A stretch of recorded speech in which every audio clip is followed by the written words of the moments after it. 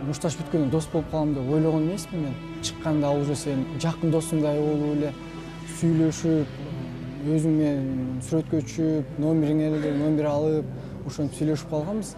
Анан ошондо мен билгем, что спорт болсо ынтымак, достук экенин, биримдик экенин.